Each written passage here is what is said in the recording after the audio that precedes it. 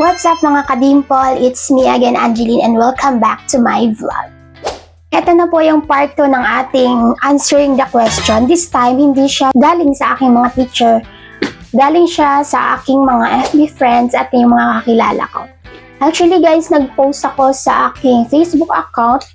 Ayan, makikita niyo sa screen natin. Because sa post na yun is mag-comment sila ng mga tanong na gusto pa nilang malaman tungkol sa akin. And yung nangyari, like and hearts lang yung nakuha ko, walang comment, walang nag-drop ng question. Kaya yung ginawa ko is, nag-DM na lang ako sa mga FB friends ko, tsaka sa mga kakilala ko kung ano yung gusto nilang itanong pa sa akin. So ayun, nag-reply naman sila agad. Kaya ito, nakaipon tayo ng mga question galing sa kanila. Kaya mag-start na ako, mga ka-dimple. First question. Ka-ready. So guys. Galing kay Mary Shainalyn Bigkas. Hello, shout out sa iyo, baby girl. Ito yung tanong niya sa akin. Bakit ka po tumigil sa pag-aaral? Tumigil ako sa pag-aaral kasi mas ginusto kong mag-work muna. Pero yon, natigil din yung pag-work. Naisipan ko ulit mag-aral at tumigil ulit. Mas gusto ko talaga munang mag-work nun kasi gusto ko rin makaipon ng pera para matulungan ko din si Papa kasi si Papa na lang yung nagpapaaral sa akin. Eh, hindi naman siya gaano na malakas. Siyempre, hindi natin masasabi na araw-araw malakas.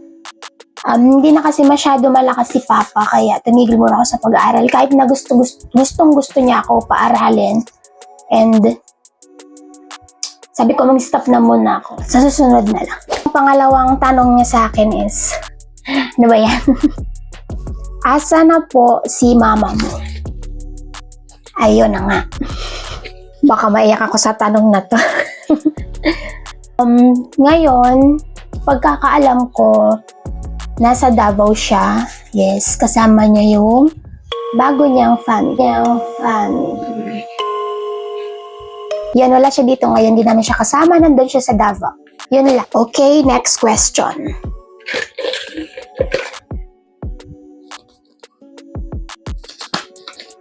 From Francine Flores. Hi!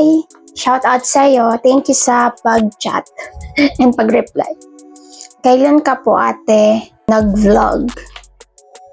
You mean nag-start mag-vlog? Nag-start ako mag-vlog I think 2020. Yes, nag-start ako mag-vlog. Ano lang yun? Joke, trip kasi boring. Kaya nag-try ako mag-vlog. Pero di yun nagtuloy-tuloy. Okay, next question.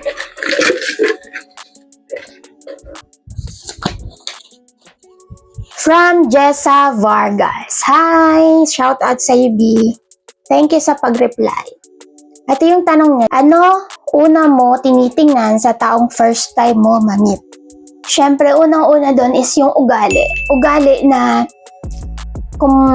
kasi ako, joker ako minsan. Yung parang bigla-bigla na lang may lumalabas sa bibig ko mga jokes na kunwari, first time kitang ma-meet, tapos nag-joke ako, hindi ko alam na hindi ka pala pwedeng i-joke, hindi ka pala pwedeng yung gets mo yun, yung parang kapag nag-joke ka talaga, is tatawa agad siya. Siyempre, unang-una ko talagang tinitingnan yung ugali. Kung magka-vibes ba kaming dalawa, kasi meron tao na kapag ginoke mo, hindi natutuwa, nagagalit agad. Ito yung pangalawang tanong niya. Madali ka bang mapikon? Depende sa tao, charot. Depende kung ano yung gina-joke niya. Minsan kasi may mga joke na nakakaalsar, may mga joke na kapag sinabi sa'yo, hindi ka natutuwa. Akala nila nakakatuwa sa kanila, pero sa atin hindi. Pero sa totoo, madali talaga ako mapikon. Lalo na kung paulit-ulit. Yung last na tanong niya. Anong mahilig niyong gawin pareho ng jowa mo? Actually, honestly, and frankly speaking, ano na? Ang hilig namin pareho is magkulitan, mag-asaran, magpikunan, tsaka mag-away. Yun talaga. Next question again.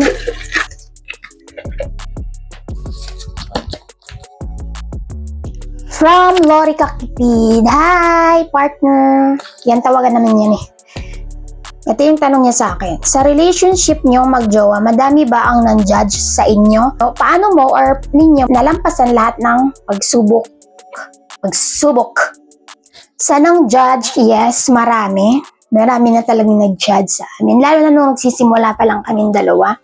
Paano namin nalampasan yon is, hindi namin pinapakinggan yung mga sinasabi ng iba, degma lang kumbaga. Hinahayaan lang namin sila hanggang sa magsawa sila sa mga sinasabi tungkol sa amin na kesyo ganyan, pareho kami, kesyo. Kahit ano-anong naririnig namin pero deadma lang yun. Kasi wala naman tayong magagawa kundi huwag silang pansinin. Kasi sabi nga nila, mapapagod at mapapagod din sila. Yan lang. Next.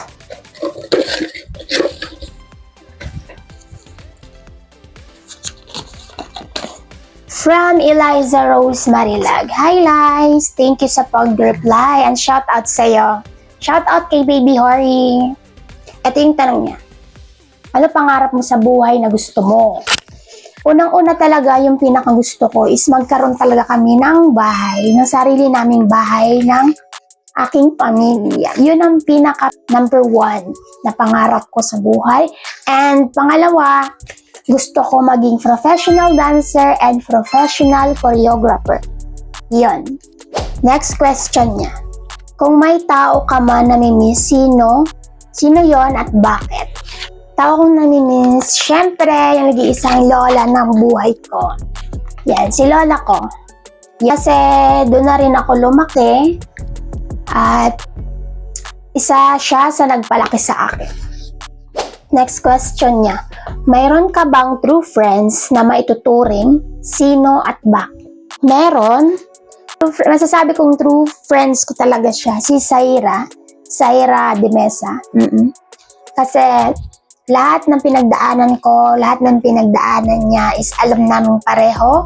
Lahat ng problems, lahat ng nangyari sa buhay ko, nangyari sa buhay niya is parehas naming alam yun at pinapahalagaan namin yung isa't isa. Kahit na madalang na lang kami mag-usap kasi may mas priority na siya ngayon. Ito yung last question niya sa akin. Sa status mo ngayon sa buhay, kontento ka na ba o mayroon ka pang gustong makuha? Siyempre, hindi pa ako kontento kasi hindi ko pa nakukuha talaga yung pinakagusto kong magkaroon kami ng sarili naming bahay at matatawag naming sa amin. Next question na tayo.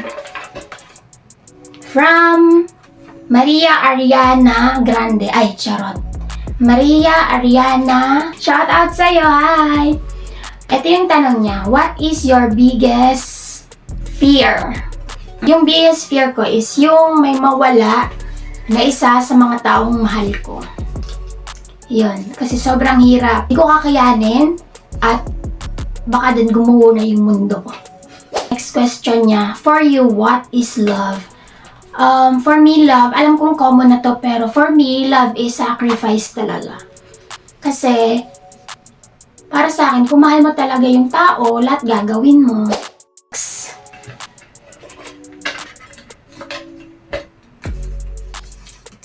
From Rose. Hi, Rose! Shout out. Kailan ka natutong sumayaw? Elementary pa lang ako. I think kinder. Sumasayaw na talaga ako. At sobrang nag-i-enjoy ako sa pagsasayaw. Hanggang ngayon. Dala-dala ko yun hanggang ngayon. Next.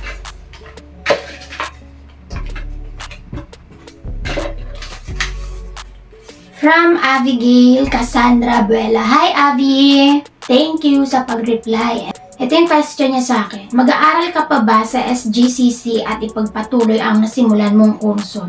Yung SGCC, guys, dito ako nag-aral ng first year college. Actually, first sem lang yung natapos ko doon kasi nag-stop na ako.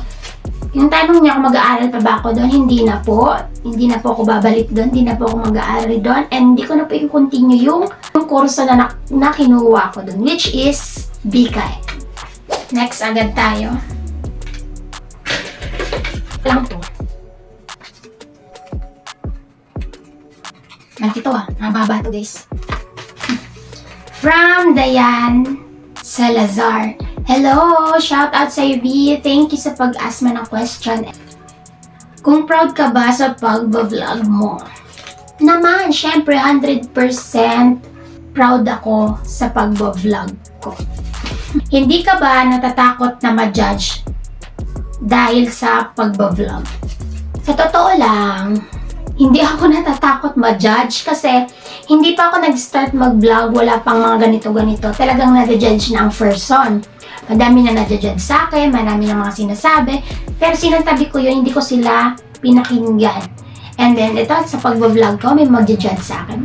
Wala akong pake sa inyo kung i-judge nyo ako. Basta, nag-enjoy ako sa ginagawa ko, alam ko yung ginagawa ko, at higit sa lahat, gusto ko yung ginagawa ko. Next, meron na lang tayo ditong 3.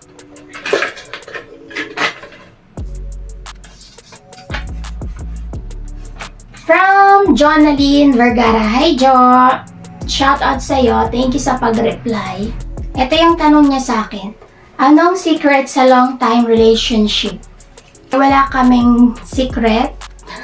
Wala kaming secret sa long-time relationship namin. Kasi, sa akin, yung pinaka number 1 talaga sa relationship is pag-iintindi talaga tsaka pasensya. Para tumagal, dagdagan yung pag-iintindi at yung pagpapasensya. Last 2.